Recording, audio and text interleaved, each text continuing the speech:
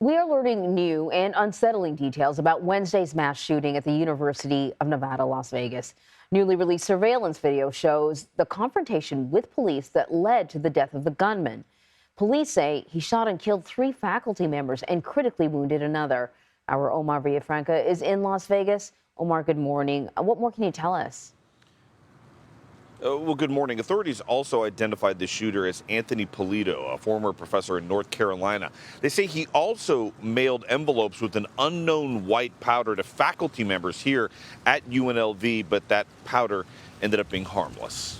Surveillance video from the UNLV campus caught the deadly shootout between gunman Anthony Polito and officers. You see the 67-year-old appear to chase after an officer with a weapon in hand.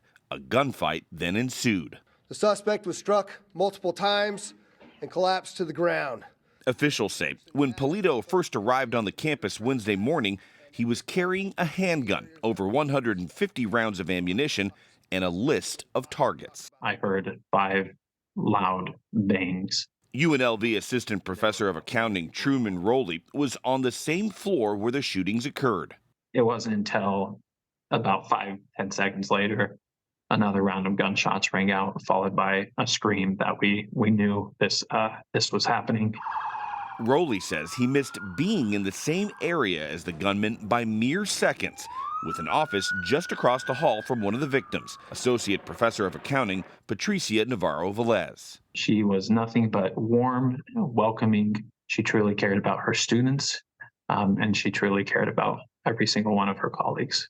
Officials have not confirmed the gunman's motive, but say that UNLV was just one of several schools the out-of-work professor had been rejected from. The suspect had a list of people he was seeking on a university campus.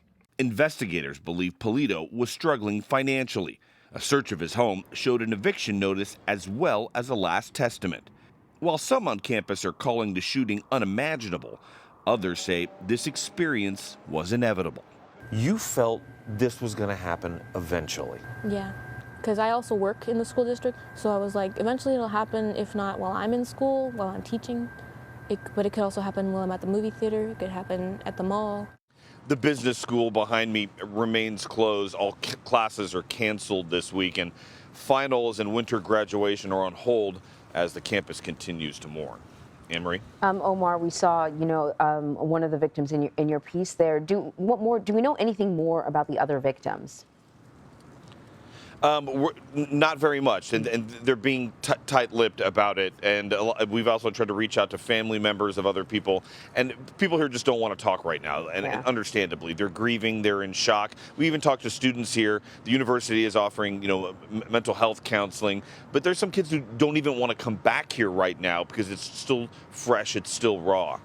Oh, yeah, I can totally understand that, particularly as, everyone's sort of gearing up for this, what's supposed to be a festive holiday season, to have something like this happen at this time. And in regards to the shooter, you told us about these letters that he had sent out. Any further information about a motive?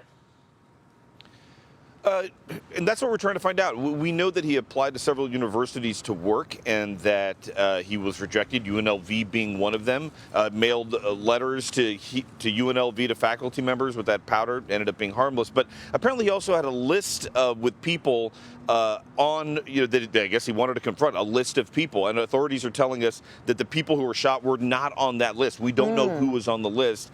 But again, that points to something was going on. They do have electronics from his apartment that they've taken in to investigate. Hopefully, we'll learn more in the next few days. Yeah, I'm sure there's a lot to look at. Omar, thank you very much.